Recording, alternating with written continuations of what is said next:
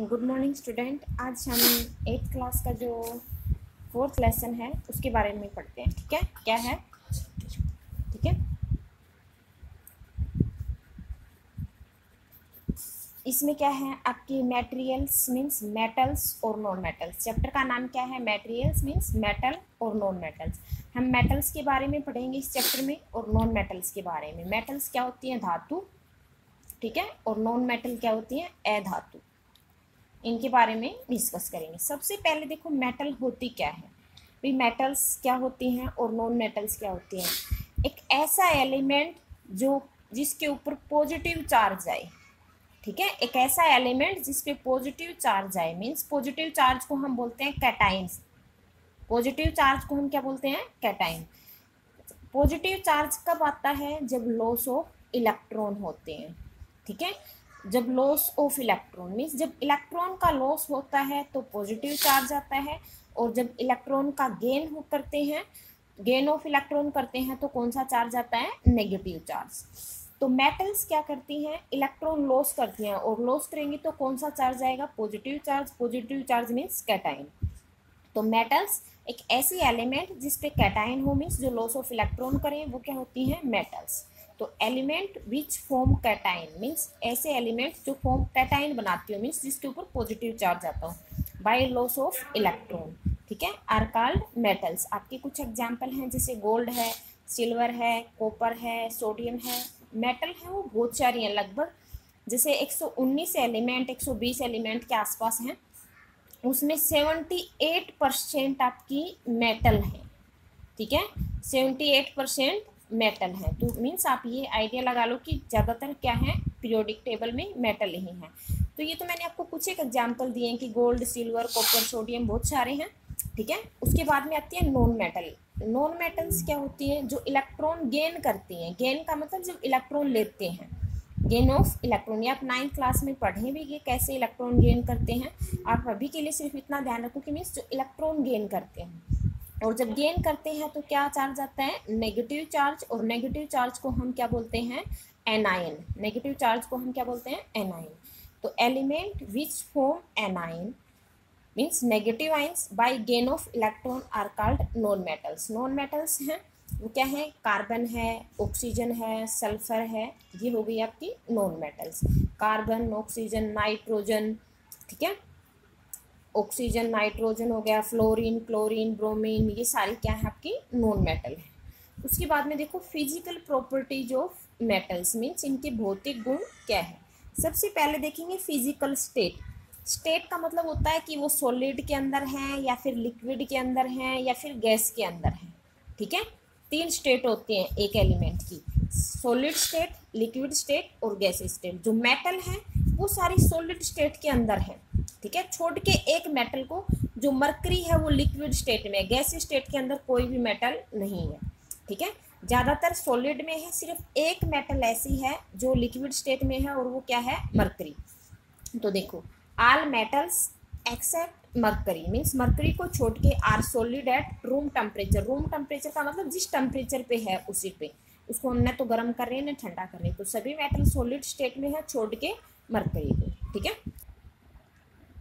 उसके बाद में क्या है? हार्डनेस। हार्डनेस का मतलब क्योंकि सॉलिड में है तो सॉलिड सब्सटेंस आप सभी को पता होगा ठोस होते हैं, तो इसका मतलब वो हार्ड मिलेंगे। भाई ठोस है, सॉलिड है तो क्या मिलेंगे? वो हार्ड तो मिलेंगे ही मिलेंगे। और मैंने अभी आपको थोड़ी देर पहले ही बताया कि मतलब सिर्फ एक मेटल ऐसी है जो लिक्विड में, बाकी सारी सॉलिड में है। तो सॉलिड में है तो इसका मतलब हार्ड मिलेंगे। तो metals are generally hard. Metals क्या होती हैं? हार्ड होती हैं। किस किस को छोड़ के? सोडियम है और पोटेशियम है, ये सॉफ्ट मेटल होती हैं। सोडियम है, पोटेशियम है, सॉफ्ट मेटल होती हैं। इनको हम आसानी से चाकू से काट सकते हैं। ये इतनी सॉफ्ट होती हैं कि इनको हम आसानी से चाकू से काट सकते हैं। तो हार्डनेस पे ज़्यादातर मेटल्स मीन्स हार्ड हैं, लेकिन एक दो अपवाद हैं। वो किसने हैं? एक तो सोडियम है, sodium is a soft metal. Potassium है वो भी सॉफ्ट मेटल है, इनको हम आसानी से चाकू से भी काट सकते हैं। अगला क्या है? Melting point. अब सॉलिड है तो हार्ड है, और हार्ड है तो इसका मतलब इनके बीच में फोर्स ज़्यादा है।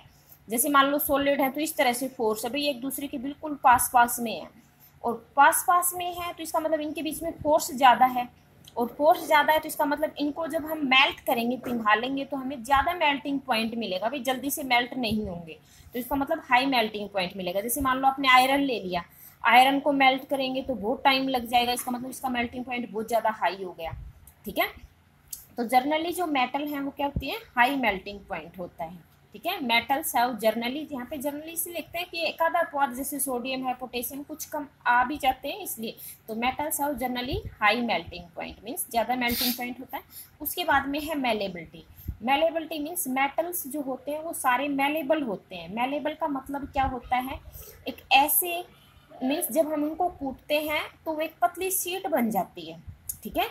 जब उनको हम कूटते हैं तो पतली शीट बन जाती है। The property of metals which they can B beaten into thin sheet means ऐसी प्रॉपर्टी जिनसे हम उनकी पतली शीट बना सकते हैं इज कॉल्ड मेलेबिलिटी। जैसे आपने एल्यूमिनियम देखा है, ठीक है, एल्यूमिनियम, सिल्वर।